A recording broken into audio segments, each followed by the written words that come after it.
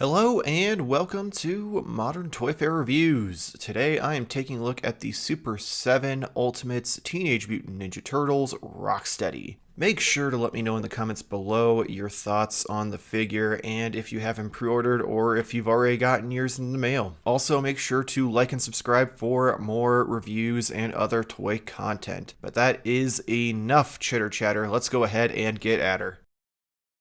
Alright, let's start with how he turned out. You have to turn him sideways though, because he's got that big old nose. So you'll notice tons of detail here in the sculpt, both in the horns, the snout, and mouth area, all with a nice like wash to kind of really make it pop. You've got the red eyes with like a little green pupil. You even got the helmet with like the strap and the goggles on top. His ear, the helmet's a little more rubbery, so it has a little different feel. In theory, you could take it off, but you probably have to like do a lot of sculpt work to make a helmetless Rocksteady. If we bring around the back, it's pretty smooth, and then you get down to his actual back where you see his spine and all the bumps and wrinkles in his skin. Swinging around the other side, you've got that black tank top, which has a nice like different texture than his like neckline, which makes it really pop. And then going down through the arms again, tons of little bumps and wrinkles just like you'd expect from a rhino's skin.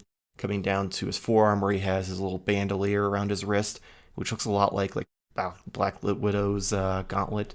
So that's kind of cool. And then hands, tons of textures and some wash to really make it pop. The belt, bright green with some silver on it. And then the little shells on the side. Let me spin them around here, get a little better look because there's a lot of texture in that. You can see all the different like line work they have in there. And then bring it around to the back of the belt. And for the pants, we've got that real dark brown with the green and black camo. Comes down to the little sleeves that go over his boots. And then on his other arm, I forgot to mention, he does have the little stitches in his watch and stuff. They did a great job recreating the feel of the Play Arts figure for the fans of that. And then his boots even have some tread on the bottom. So great work with just the aesthetic of the figure. On to articulation, so we'll start with the head. As you can see, it twists side to side. You can actually twist it all the way around, depending on, I guess, how you want to pose him. And then it does have a little bit of tilt side to side, nothing crazy. Decent amount up, but really no down because his chin line hits the torso piece. The abdomen really doesn't have much. You can twist it and kind of wobble it a little bit, but nothing crazy. Arms go out to 90, a little bit past 90 actually, and then 360 degrees all the way around front and back. Elbows are single jointed, but they do have the rotation, so we can kind of go around that way. And then you do have the peg at the wrist, which goes forward and back and twists all the way around.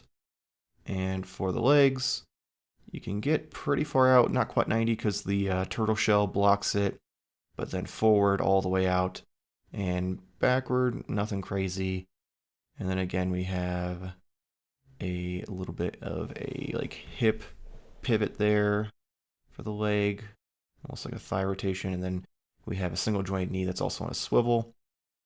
And then the ankle surprisingly gets quite a bit of motion. So all the way forward, all the way back, and then twists pretty far. So you can get him in definitely some crazy split poses if you really wanted to. So about what we would expect at this point from like a bigger figure from Super 7.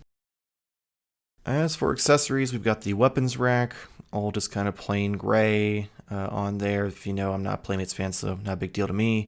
Then we have his blaster rifle, which I wish just had some paint apps to it because it just kind of looks plain, but the detail's really great. And we have the combat knife, which it's nice to see it with that black and silver, it really pops. Then there's the city sewer shield, which great sculpt work. Got the handle on the back and even some textures on the back there as well. Then you get 3 of these grenades that are green with the silver pin. And then you have the alternate hands, which are the gripping hands. Alright, time for a quick size comparison. So here he is with Bebop. As you can see, they are about the same height, even with Bebop's mohawk. And then with the Super 7 Leonardo, massive size difference. I'm so happy with how small the turtles are compared to Rocksteady and Bebop. Really kind of makes them stand out, which I'm just real happy with how they handled those. And then we're going to put them with some other figures. So here we have them with the Marvel Legends Juggernaut. As you see, Juggernaut's just a little bit taller, like I'd say maybe about a fourth of an inch. And then we have the Mezco 112 Sovereign Knight Batman, and he's about shoulder height. Like it's nothing too crazy, but it's nice to have them be big beefy boys, so that way they kind of are a lot more intimidating on your shelf and have a bigger presence. And last but not least, we have the box. I love this kind of dark purple with the manhole cover with the rhino for Rocksteady on front. And then you've got the Ultimates logo up on top, nothing on the sides. And then the back just has the Ninja Turtle logo. And then if you take the slipcover off, you get that really cool kind of brick cityscape style that they've been doing with these boxes. You've got the dark blue bricks up top. You've got the red in the background, the Turtles logo, Rocksteady at the bottom. On the sides, you have like the broken up bricks and some graffiti on them. And if you spin it all the way around, you've got some more of the blue brick with the different graffiti, including like the Foot Soldier logo. And then you got the Super7 logos at the bottom, and then a little bio for Rocksteady. Top has the Turtles logo, bottom has barcode and some information. But they really knock it out of the park. Like if you're an inbox collector, Super7's got your back. Okay, so overall, I think the figure turned out great. The detail on it looks incredible. The articulation, I mean, it's what we'd expect from Super7 at this point, especially for a figure this large.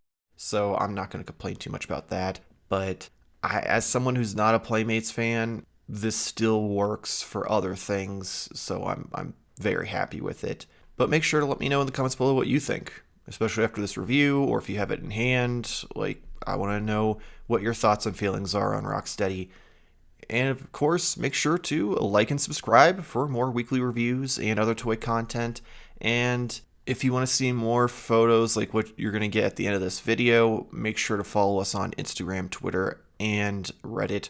That is at Modern Toy Fair. Well, hopefully we'll see you next week. Same toy time, same Toy Fair channel. Thanks for watching.